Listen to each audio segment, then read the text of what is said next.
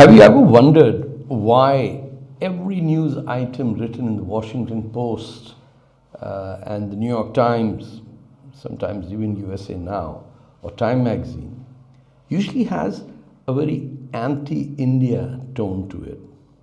And it's not that these are American writers who have an axe to grind and say, oh, I don't like India, I'm going to write against it.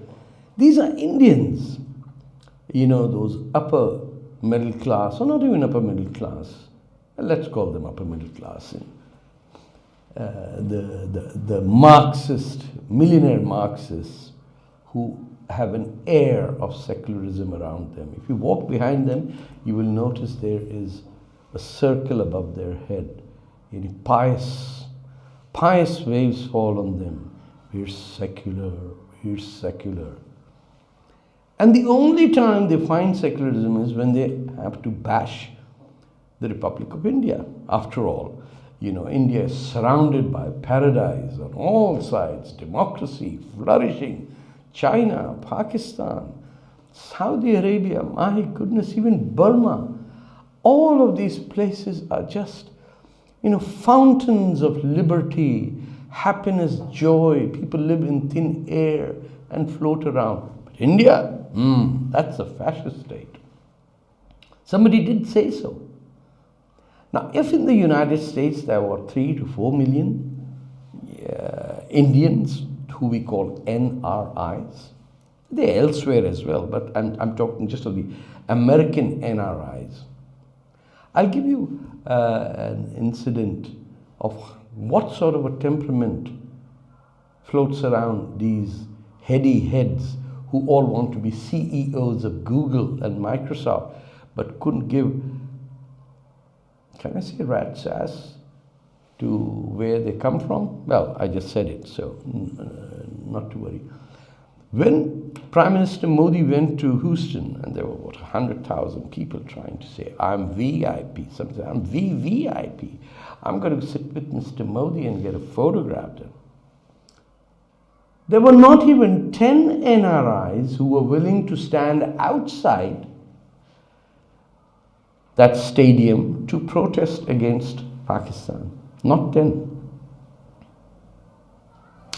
After all, we are NRIs. We are successful. We don't protest, you see. Protesting is for those not wealthy, you know, people who have not made it in life. They do the protesting. We are NRIs. We are Google CEOs and Microsoft makers and San Francisco livers. We are the super duper people.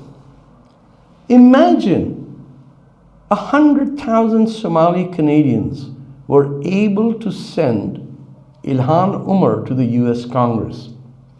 Ilhan Omar, by the way, who married her own brother and then dated her executive assistant while she was married to another fellow, had the audacity to wear a hijab in the Congress and change the American Congress's rule barring head covering by saying, I'm a pious Muslim. So what if I've married my brother? So what if I'm cheating on my husband? I'm pious. I got a hijab. And she entered Congress, changed the rule. Just 100,000 Somali Americans, most of them came as refugees to the United States, managed to have a seat in the US Congress. Even Palestinians have. From Dearborn, Michigan, they have a representative. These two women are, along with another one called the Squad. These are the 4 women who form the policy of the Democratic Party in the United States. Now, what about NRIs? Have you heard of Ro Khanna? Wonderful guy, Oregon, US Congressman. He joins the Pakistani caucus. He said, no, not Indian. Indian smells of curry. I'm Pakistani. So Ro Khanna, we don't even know what his name is. Ro, I don't know. Row the boat. I don't know. Every Indian, if he gets into limelight, becomes a Tom, a Sid, or a Mo. Look at that. Who's that? Nicky Haley. She's not Nicky Haley. She's Nirmata Randhawa. But she said, oh, Randhawa? No. I'm Haley's comet. So Nicky Haley becomes Nicky Haley. Nirmata Randhawa goes to the dogs. You heard of Bobby Jindal, right? NRI, Punjabi. First he converts to evangelical Christianity. Oh, I'm in Louisiana, so I need to be a Christian. Then people tell him, hey, Louisiana has Catholics, not evangelicals. Oh, so no problem, ji. Fear change kar dene. He again converted to Catholicism. We don't know Bobby Jindal, what's his real name? He doesn't know that Bobby is an Indian female film star. But he's Bobby Jindal. He's an NRI. But there are some brilliant NRIs, some born outside the country, namely the leader of the party that I support in Canada, which is Jagmeet Singh, wonderful, bright young chap, but very hostile to India. I'm going to sit with him, talk about it, but I can't understand what is it about Indians who go to foreign lands and simply shed every connection unless it is commercial. So they will build wealth, they will come back, they will display their wealth in Delhi or Bombay or wherever they come from, or Chennai. But overseas they dare not stand up for their own heritage, their history, or the country that produced them. I compare that with overseas Pakistanis. They're willing to give their lives for Pakistan. You know, the San Francisco terrorism case, the New York case, the Toronto 18, you name it, the London 7, everywhere there's a overseas Pakistani, not born in Pakistan, born to parents who came from Pakistan, who's willing to do everything for Pakistan. Give up his life. I've talked about the two British-born Pakistanis who went to Israel to kill Jews. They had nothing to do with Israel, but they took everything that they got from the land that produced them and stayed loyal. I'm probably the only traitor from Pakistan who, well, there are a lot many others who are sick and tired of what Pakistan does, but the NRI, I think we should do away with any facilities that these jokers get, because they are so fixated in making money and getting married to fair and lovely Indian girls imported from India, so that those girls can then do cooking for the mother-in-law as well, who, by the way, also migrate to America or England.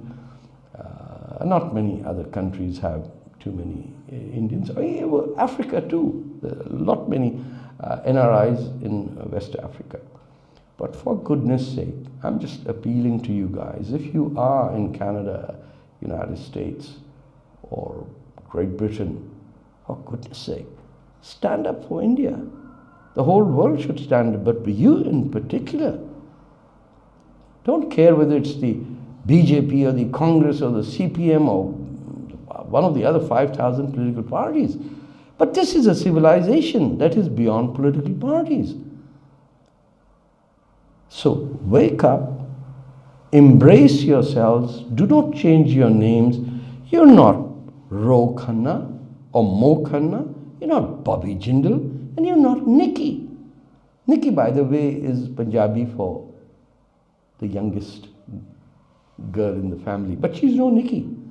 Imagine if she stayed with Nimrata Randhawa at the United Nations Security Council. How many young Nimratas in India would have said, wow, I want to be one of them? No, but she stuck her head out and became Haley's comet, as in Nicky Haley. So, just a prayer and a thought for all you wonderful Indians making so much money and trying to change your name to sound Sid Mo. And what was the name of that guy? Preet Bharara? Before his infamy, he was Peter. Now he's Preet Bharara. the UN prosecutor who took great pride in imprisoning an Indian female diplomat. That's his pride of performance for you. So wake up, people. America is not going to deport you just because you came out in a demonstration against Imran Khan. I was there, I saw with what cowardice overseas Indians faced the 5,000 Pakistanis who were roaming around New York streets like bullies, while the rest of you was simply sitting in cages chanting Bharat Mata Ki Jai, which nobody understood anyway on the New York street. Until next time, when we'll find a few more NRIs with courage and pride, I'm Tarek Fatah. Thank you very much for being with me. Khuda Hafiz, Namaskar, Jai Hind.